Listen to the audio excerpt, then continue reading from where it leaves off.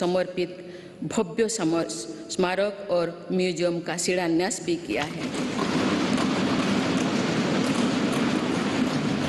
भारतीय सेना के परमवीर चक्र विजेताओं के नाम पर अंडमान निकोबार के 21 द्वीपों का नामकरण भी किया है।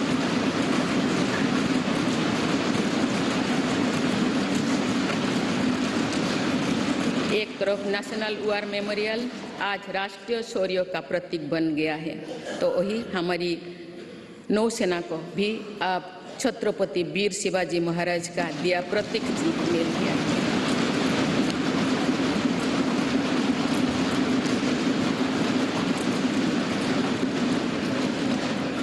एक तरफ जहां भगवान बिरसा मुंडा सहित तमाम आदिवासी स्वतंत्रता सेनानियों से जुड़े संग्रहालय बन रहे हैं, डॉक्टर बाबा साहेब आम्बेडकर के पंचतीर्थ बनाया गया है, वही दूसरी तरफ हर प्रधानमंत्री के योगदान को दर्शाने वाले प्रधानमंत्री संग्रहालय का निर्माण भी किया गया है।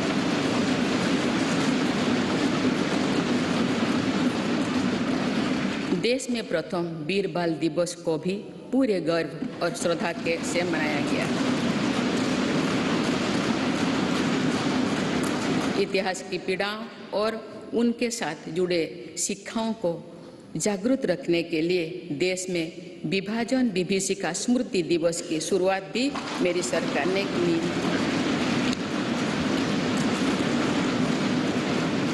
माननीय सदस्यगण, मेड इन इंडिया अभियान और आत्मनिर्भर भारत अभियान की सफलता का लाभ देश को मिलना शुरू हो चुका है। आज भारत में मैन्युफैक्चरिंग की अपनी कैपेसिटी भी बढ़ रही है और दुनिया भर से भी मैन्युफैक्चरिंग कंपनियां भारत आ रहे हैं।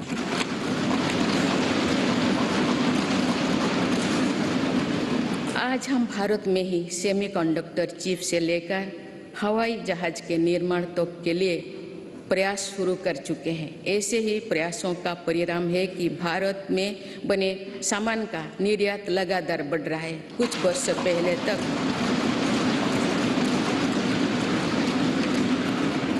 पहले तक हम बड़ी संख्या में मोबाइल फोन आयात करते थे। आज भारत दुनिया में मोबाइल फोन का एक बड़ा निर्यातन बन चुका है। देश में खिलौना के आयात में 70% कमी आई है, जबकि निर्यात 60% से भी ज़्यादा बढ़ गया है। मेरी सरकार की नई पहल के परिणाम स्वरूप हमारे रक्षा निर्यात 6 गुना हो गया है। मुझे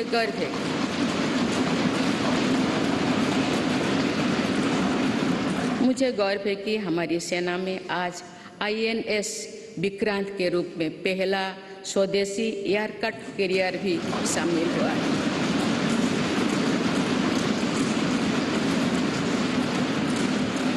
हम मैन्युफैक्चरिंग के नए सेक्टर में ही प्रवेश नहीं करे हैं, बल्कि खादी और ग्रामोद्योग जैसे अपनी पारंपरिक सेक्टर में भी प्रशंसनीय काम कर रहे हैं।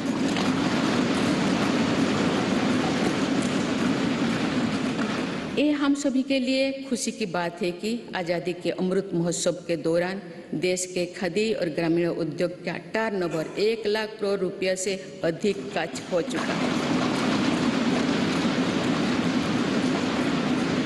मेरी सरकार के प्रयासों से खादी के बिक्री में 4 गुना बढ़ी है। माननीय सदस्यगण, मेरी सरकार ने इनोवेशन और एंटरप्रेन्योरशिप पर निरंतर अभूतपूर्व बल दिया है। इससे दुनिया की सबसे युवा आबादी वाले हमारे देश की ताकत का सदुपयोग हो रहा है। आज हमारे युवा अपने इनोवेशन की ताकत दुनिया को दिखा रहे हैं।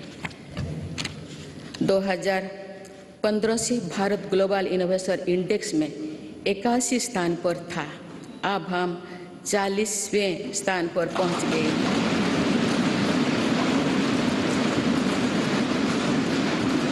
7 वर्ष पहले जहां भारत में कुछ 100 रजिस्टर्ड स्टार्टअप ही थे, वही आज ये संख्या लगभग 90,000 पहुंच चुके हैं।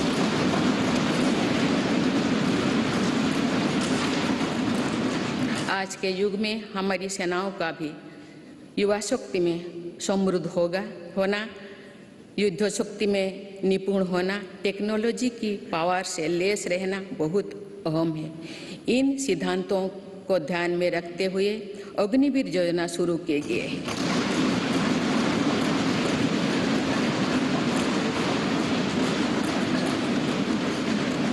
इससे देश की युवा शक्ति को सेनाओं के माध्यम से राष्ट्र की सेवा का अधिकतम अवसर मिलेगा। मेरी सरकार देश के युवाओं की शक्ति को खेलों के जरिए भी देश के सम्मान से जोड़ रही है। हमारे खिलाड़ियों ने कॉमनवेल्थ गेम्स से लेकर ओलंपिक और पैरा गेम्स से अभूतपूर्व प्रदर्शन कर ये साबित किया है कि उनकी प्रतिभा किसी से भी कम नहीं।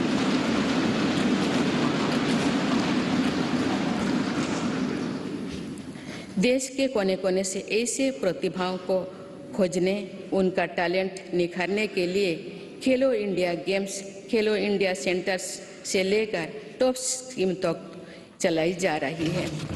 हमारी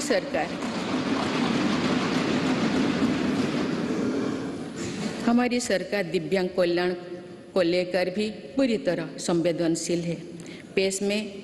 देश में एक साइन लैंग्वेज और सुगम्य भारत अभियान ने दिव्यांग युवकों को बहुत मदद दी है।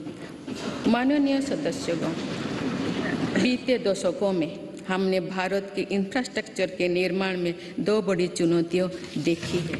एक, इंफ्रास्ट्रक्चर के बड़े प्रोजेक्ट समय पर पूरी नहीं हो पाते थे।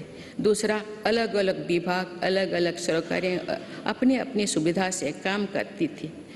इससे सरकारी संसाधनों का दुरुपयोग भी होता था, समय भी अधिक लगता था और सामान्य जन को भी असुविधा होती थी। मेरी सरकार ने पीएम गति शक्ति नेशनल मास्टर प्लान बनाकर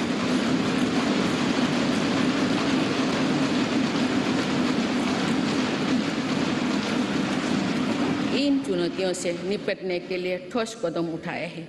पीएम गति शक्ति नेशनल मास्टर प्लान को लेकर राज्यों और यूनियन टेरिटरीज ने भी उत्साह दिखाए है। इससे देश में मल्टी मॉडल कनेक्टिविटी का भी विस्तार होगा। मेरी सरकार भारत को विश्व का सबसे कॉम्पिटिटिव लॉजिस्टिक हब बनाने के लिए प्रयासरत है। इसके लिए पिछले वर्ष देश में नेशनल लॉजिस्टिक पॉलिसी लागू की गई है। इस पॉलिसी के लागू होने से लॉजिस्टिक कॉस्ट में काफ़ी कमी आई। मेरी सरकार देश के विकास के लिए जिस स्पीड और स्केल पर काम कर रही है वो अभूतपूर्व है, अतुलनीय है। मेरी सरकार ने आने के बाद भारत के गरीबी के लिए औसतन हर रोज आवास योजना के 11,000 घर बने। इसी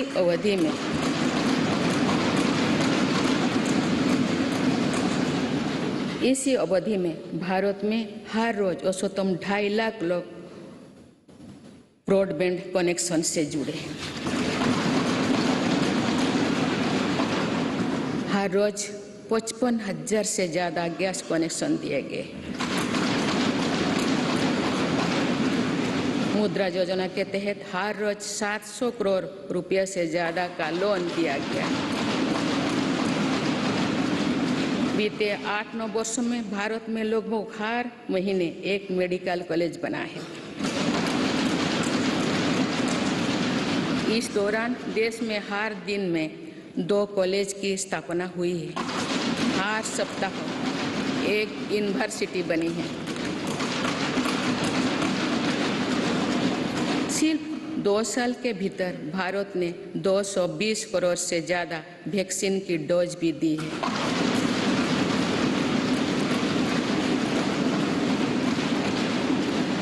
सोशल इंफ्रास्ट्रक्चर की बात करें तो साल 2004 से 2014 के बीच देश में जहां 145 मेडिकल कॉलेज खुले थे, वही मेरी सरकार ने 2014 में 2022 तक 14 से 2022 तक 260 से अधिक मेडिकल कॉलेज खोले।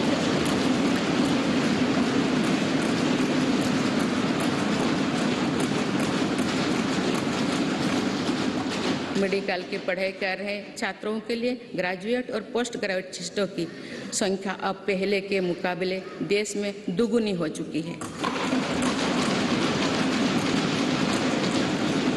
2014 से पहले जहां देश में कुल लगभग 725 विश्वविद्यालय थे, वही बीते केवल 8 वर्षों में 300 से अधिक नए विश्वविद्यालय बने। इसी दौरान देश में 5000 से अधिक कॉलेज भी खोले गए हैं। इसी प्रकार फिजिकल इंफ्रास्ट्रक्चर में तो देश में कई नए रिकॉर्ड बने हैं। प्रधानमंत्री ग्राम सड़क योजना में 2013-14 तक देश में करीब 3,81,000 किलोमीटर सड़कें बनी थी, जबकि 2021-22 तक ग्रामीण सड़कों का ये नेटवर्क 7 लाख किलोमीटर से भी ज़्यादा हो गया।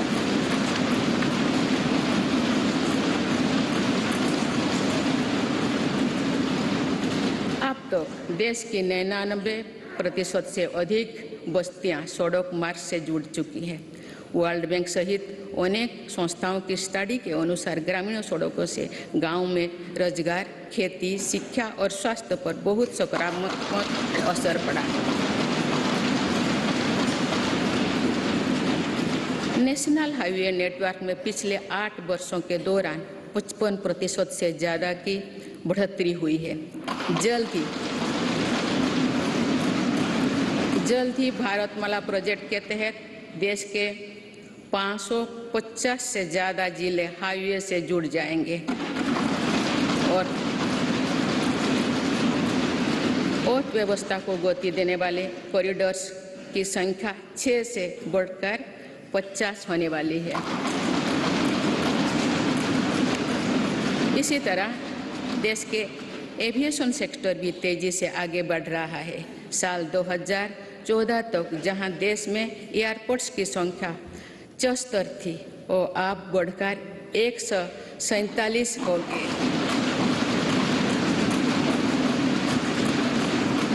आज भारत दुनिया का तीसरा बड़ा एविएशन मार्केट बन चुका है। इसमें उड़ान योजना की भी बहुत बड़ी भूमिका है। भारतीय रेलवे अपने आधुनिक अवतार में सामने आ रही है और देश के रेलवे मैप में अनेक दुर्गम क्षेत्रों भी जुड़ रहा है। वंदे भारत एक्सप्रेस के रूप में एक आधुनिक और सेमी हाई स्पीड ट्रेन भारतीय रेल का हिस्सा बन चुका है।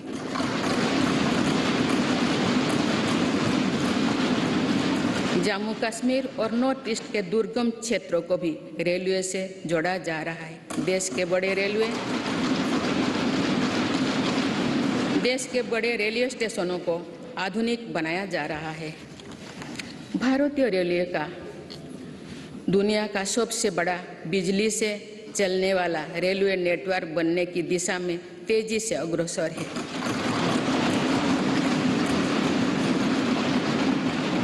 भारतीय रेल को सुरक्षित बनाने के लिए स्वदेशी टेक्निक कोबोज का भी हम तेजी से विस्तार कर रहे हैं।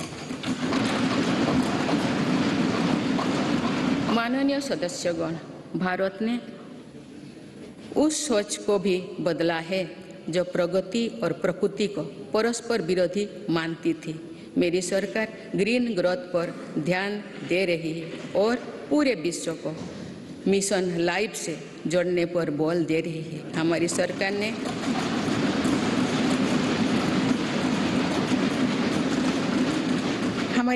ने पिछले 8 वर्षों में सोलर एनर्जी क्षमता को करीब 20 गुना बढ़ाया है।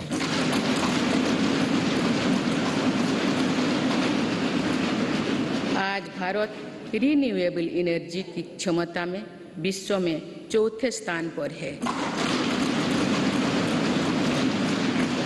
देश के बिजली उत्पादन की 40% क्षमता नॉन फॉसिल फ्यूल्स में पैदा करने का लक्ष्य देश में 9 वर्षों पहले ही हासिल कर लिया है। ये सफलता वर्ष 2070 तक नेट जीरो के हमारे संकल्प को सशक्त करने वाली है।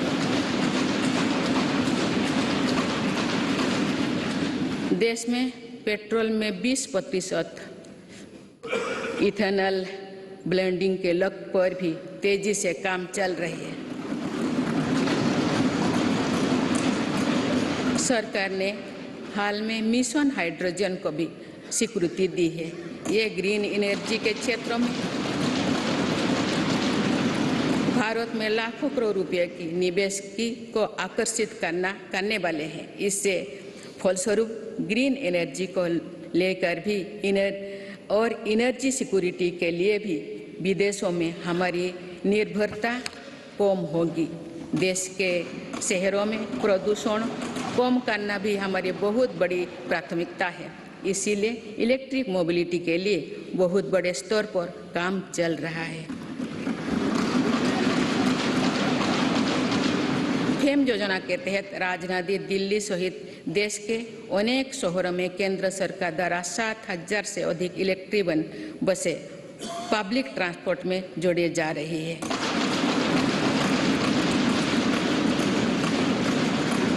बीते 8 वर्षों में देश में मेट्रो नेटवर्क में 3 गुना से अधिक बढ़ोतरी हुई है। आज 27 शहरों में मेट्रो ट्रेन पर काम चल रहा है।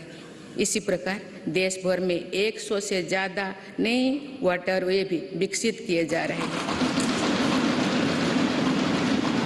नए वाटरवे से देश में ट्रांसपोर्ट सेक्टर का कायाकल्प करने में मदद करेगी। माननीय सदस्यगण, आज की दुनिया में अनेक चुनौतियों से गुजर रही है। आज की दुनिया अनेक चुनौतियों से गुजर रही है। दशकों पहले बनी अंतर्राष्ट्रीय संस्थाओं की प्रासंगिकता और प्रभाव पर भी प्रश्न उठ रहे हैं। इन परिस्थितियों में भारत ऐसा देश बनकर उभरा है जो आज की विभाजित दुनिया को किसी न किसी रूप से जोड़ रहा है।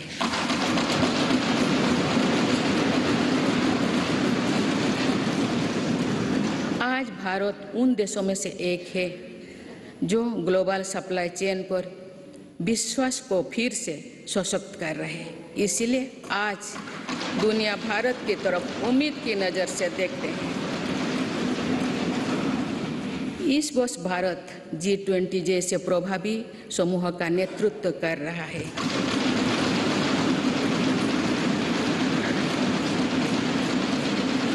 One earth, one family, one future के मंत्र के साथ भारत की पूरी कोशिश है कि G20 के सदस्य देशों के साथ मिलकर मौजूदा वैश्विक चुनौतियों का सामूहिक समाधान तलाशा जाए। मेरी सरकार इसको सिर्फ एक डिप्लोमेटिक प्रोग्राम तक सीमित नहीं रखना चाहती, बल्कि पूरे देश के प्रयास से भारत के सामर्थ्य और संस्कृति को शोकेस करने का अवसर है।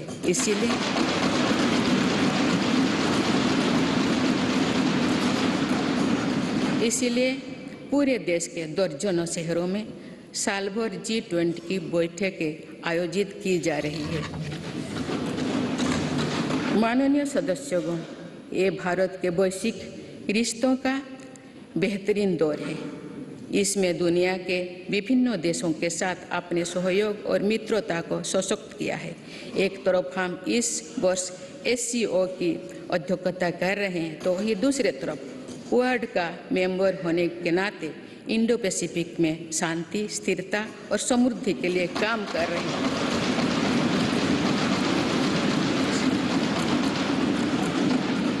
हमने अपने राष्ट्रीय हितों का सर्वोपरि रखते हुए अपने भूमिका का विस्तार किया है। अफगानिस्तान में भूकंप हो या फिर श्रीलंका का संकट, हम सबसे पहले मानवीय सहायता लेकर पहुंचे। भारत को लेकर आज जो सद्भाव है, उसका लाभ हमें अफगानिस्तान और यूक्रेन में पैदा हुए संकट के दौरान भी मिला। संकट में फंसे अपने नागरिकों को हम इन देशों से सुरक्षित लेकर आए। इस दौरान भारत ने कई अन्य देशों के नागरिकों की मदद करके अपना मानवीय स्वरूप को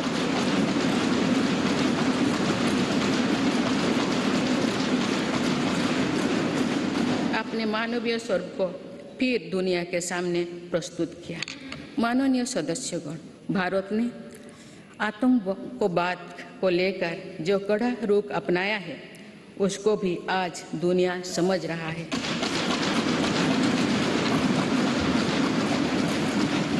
इसलिए आतंकवाद के विरुद्ध भारत की आवाज़ को हर मंच पर गंभीरता से सुना जा रहा है। पहले वर्ष अक्टूबर में भारत में पहली बार यूएनएससी काउंटर टेररिज्म कमेटी की एक विशेष बैठक आयोजित की गई। इसमें भी भारत में आतंकवाद के विरुद्ध अपनी भूमिका को स्पष्ट किया।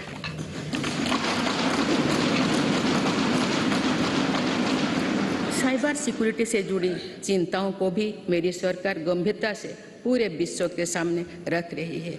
मेरी सरकार का साफ मानना है कि स्थायी शांति तभी संभव है जब हम राजनीतिक और रणनीतिक रूप से सशक्त होंगे। इसलिए अपनी सैन्य शक्ति के आधुनिकीकरण पर हम निरंतर बल दे रहे हैं।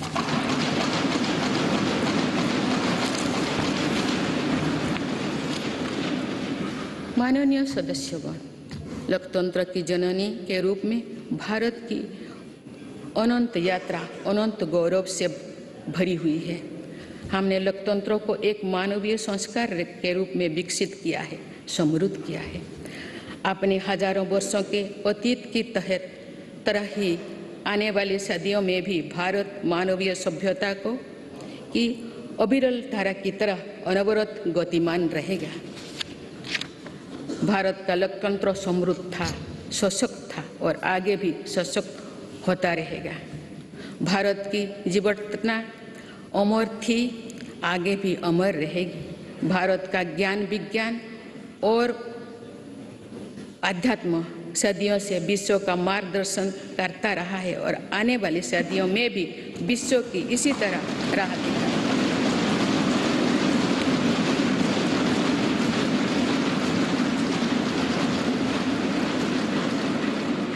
भारत के आदर्श और मूल्य अंधकार से भरे गुलामी के दौर में भी अक्षुण्ण रहे हैं और ये आगे भी अक्षुण्ण बने रहेंगे। एक राष्ट्र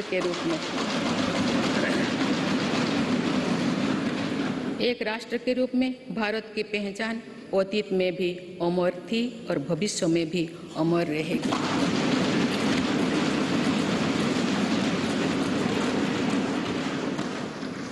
लोकतंत्र के केंद्र इस संसद में हमारा प्रयास होना चाहिए कि हम मुश्किल लगने वाले लक्ष्य तय करें और उन्हें हासिल करके दिखाएं।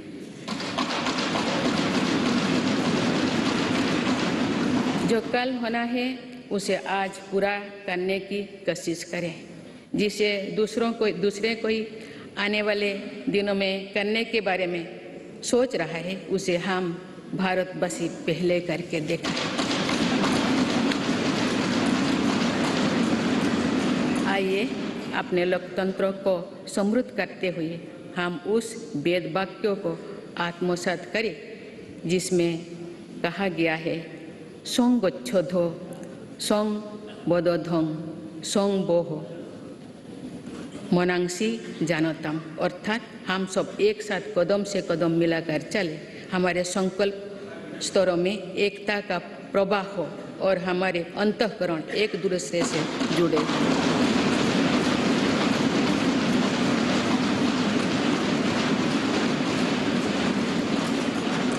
आइए हम राष्ट्र निर्माण के इस महायज्ञ में अपने कर्तव्य पथ पर चलते हुए संविधान की शपथ को पूरा करें। धन्यवाद। जय हिंद, जय Bharat.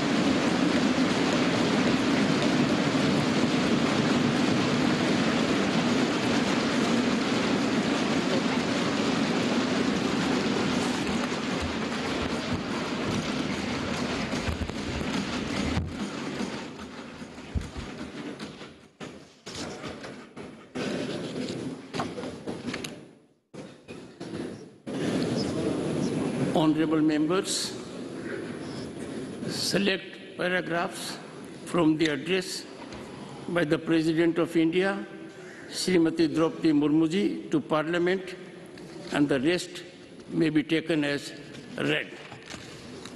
Honorable members, it gives me a great pleasure to address both houses of parliament assembled together.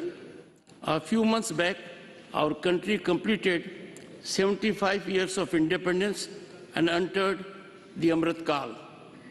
This Amrit Kal period of 25 years is the period of golden centenary of independence and making of a developed India. In almost 9 years of my government's term, the people of India have witnessed many positive changes for the first time. Honorable members, Lord Basaveshwar had said, Kai Kave Kailash, which means Karma is worship and Shiva is in the Karma itself. Following this path, my government is actively engaged in performing the duty of nation building. Today, India has a government working at unprecedented speed and scale. Today, I express my gratitude through this session to the people of the country for electing a stable government for 2 consecutive terms.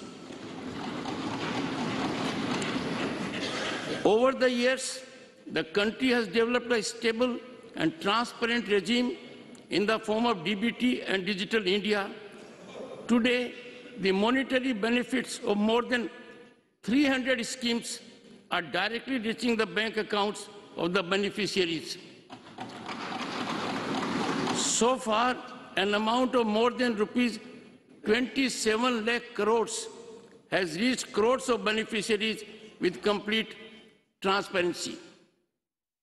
To provide Har Ghar Jal, my government has started Jal Jeevan Mission. In the last few years, the government has provided Pakka houses to more than 3.5 crore poor families. The government has spent about 3.5 lakh crore for free food grains to the poor under PM Garib Kalyan Ann Yojana. 11 crore small farmers of the country are also on the priority list of my government.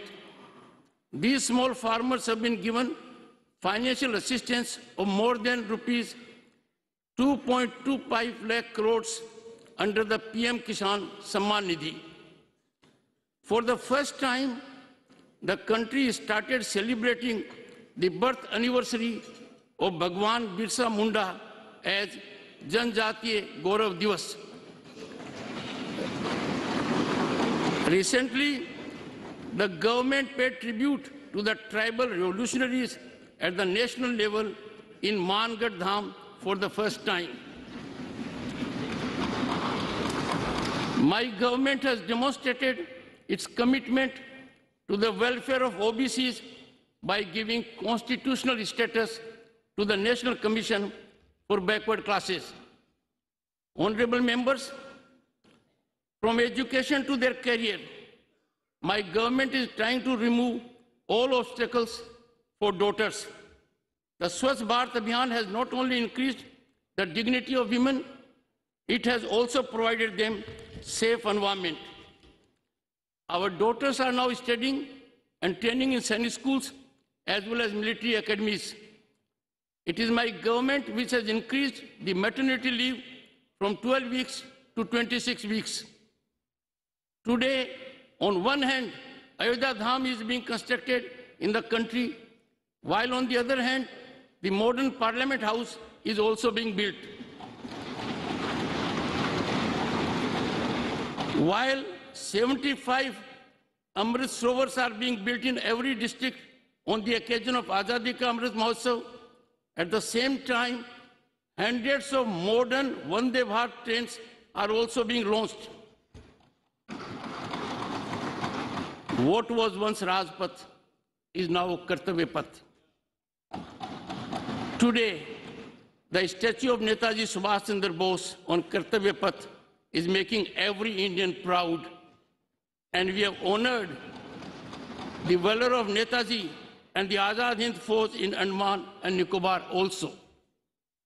21 islands of Andaman and Nicobar have been also named after Paramveer Chakra awardees of the Indian Army. On the one hand, the National War Memorial has become a symbol of national valor, while on the other, our Navy has also got the insignia given by Chhatrapati Veer Shivaji Maharaj.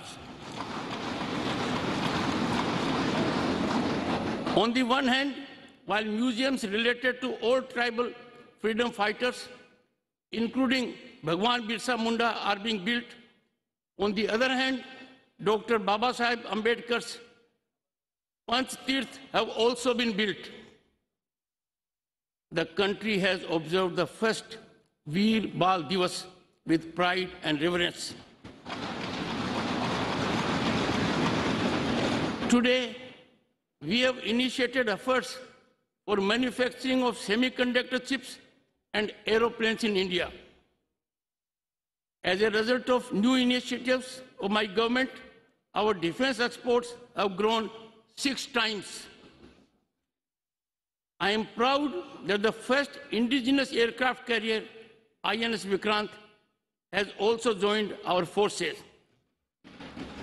Honorable members, our sports persons have proved their talent is second to none by performing phenomenally in Commonwealth Games, Olympics, and Para Games. The speed and scale at which my government is working for development of the country is unprecedented and unparalleled. After the formation of my government, on an average, 11,000 houses were built every day for the poor in India under Awas Yojana. More than 55,000 gas connections were given every day. Within just 2 years, India administered more than 220 crore vaccine doses. The national highway network has grown by more than 55% during the last 8 years. Similarly, the country's aviation sector is also growing rapidly. Up to 2014, where the number of airports in the country was 74, it has now increased to 147. The government has increased the solar power capacity by almost 20 times in the last 8 years. This year, India has assumed the presidency of an influential global group like G20.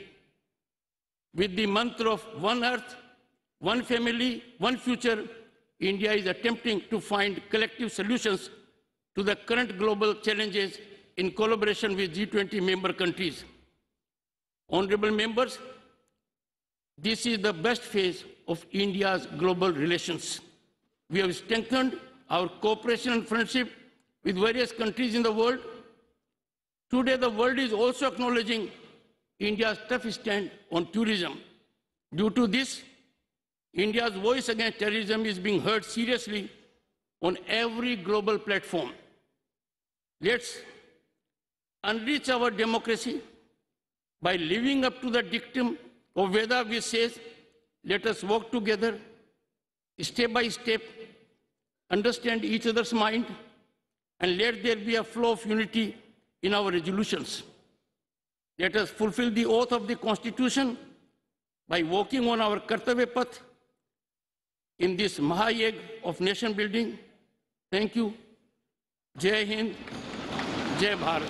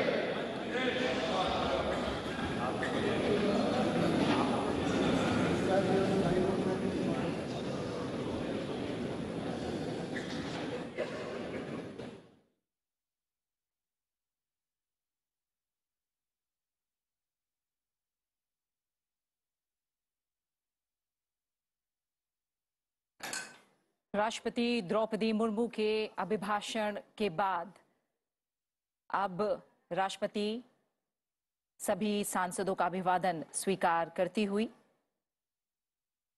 राष्ट्रपति ने संसद की संयुक्त बैठक को संबोधित किया और इसी के साथ आगाज हुआ संसद के बजट सत्र का। भारत में आज निडर और देश हित को सर्वोपरि रखने वाली सरकार, राष्ट्रपति ने इस बात का जिक्र अपने अभिभाषण में किया। साथ ही हम उपराष्ट्रपति और राज्यसभा के सभापति जगदीप धनखड़ को भी तस्वीरों में देख पा रहे हैं। तमाम सांसदों का अभिवादन स्वीकार करते राष्ट्रपति और उपराष्ट्रपति।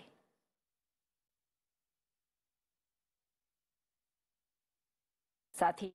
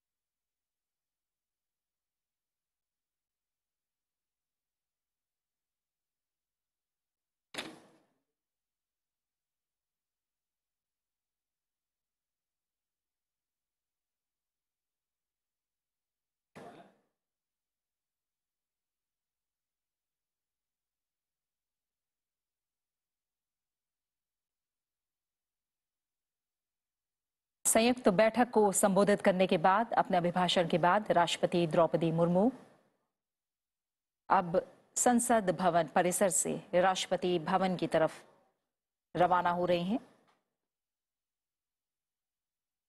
तमाम बड़ी बातों का जिक्र राष्ट्रपति ने अपने अभिभाषण में किया और हम आपको बता दें कि बजट सत्र की जो शुरुआत होती है वो संसद के केंद्रीय कक्ष में लोकसभा और राज्यसभा की संयुक्त बैठक में राष्ट्रपति के अभिभाषण के साथ होती है और इसी के साथ बजट सत्र की शुरुआत हो चुकी है।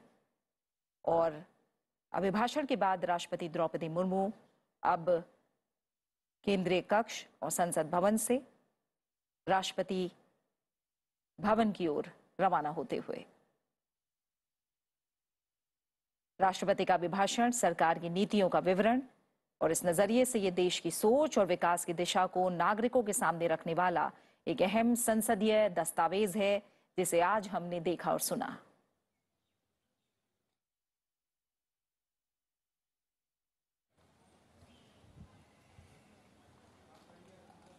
उपराष्ट्रपति जगदीप धनखड़, लोकसभा अध्यक्ष ओम बिरला, प्रधानमंत्री नरेंद्र मोदी, साथ ही लोकसभा और राज्यसभा के महासचिव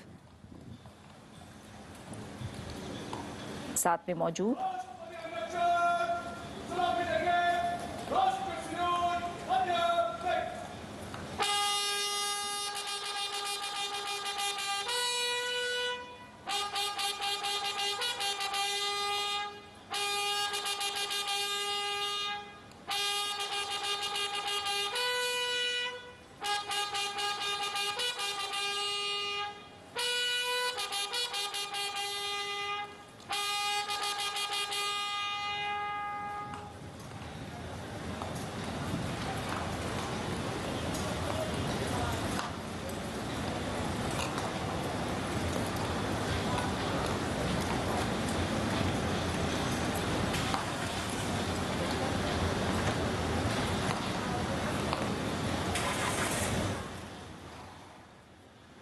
तो आपने देखा कि किस तरह से राष्ट्रपति ने अपने अभिभाषण में जो संयुक्त बैठक थी लोकसभा और राज्यसभा की उसे संबोधित किया और अब यहाँ से वो प्रस्थान करती हुई वापस राष्ट्रपति भवन की ओर। और हमने देखा कि जो ये रवायत है ये हर वर्ष की होती है कि जब भी किसी भी संसद के सत्र की शुरुआत की जाती है तो उससे पहले राष्ट्रपति का अभिभाषण होता है और फिर सत्र की शुरुआत होती है। और ऐसे में इस बार बजट सत्र की शुरुआत हो रही है आज से, जो कि 2 भागों में विभाजित है।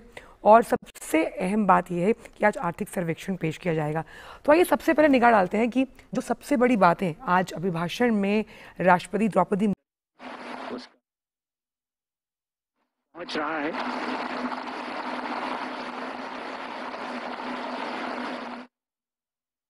तो ये सीधी तस्वीरें संसद भवन परिसर से राष्ट्रपति का काफिला संसद भवन की ओर पहुंचता हुआ, और तस्वीरों में हम देख पा रहे हैं उपराष्ट्रपति और राज्यसभा के सभापति जगदीप धनखड़ को। प्रधानमंत्री नरेंद्र मोदी भी वहां मौजूद हैं और साथ ही लोकसभा अध्यक्ष ओम बिरला, संसदीय कार्य मंत्री, राष्ट्रपति के अभिवादन के लिए संसद भवन परिसर में मौजूद केंद्रीय कक्ष में राष्ट्रपति के अभिभाषण के साथ आज ठीक 11 बजे से होगी संसद के बजट सत्र की शुरुआत। राष्ट्रपति द्रौपदी मुर्मू का पहला अभिभाषण आज हम सुनेंगे, देखेंगे और उनका काफिला संसद भवन परिसर में पहुंच चुका है। केंद्रीय कक्ष की ओर अब राष्ट्रपति द्रौपदी मुर्मू रवाना होंगी और अपने पहले अभिभाषण के साथ बजट सत्र की शुरुआत करेंगे।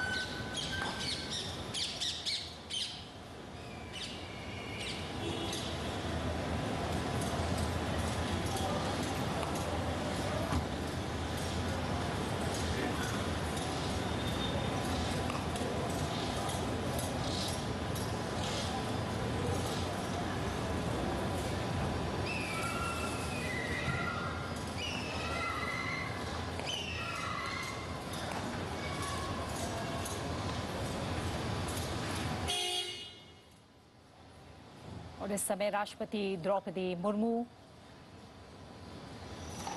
उपराष्ट्रपति जगदीप धनखड़, लोकसभा अध्यक्ष ओम बिरला, प्रधानमंत्री नरेंद्र मोदी केंद्रीय कक्ष की ओर प्रस्थान करते हुए कई मायनों में संसद का ये बजट सत्र अपने आप में काफी अहम रहेगा।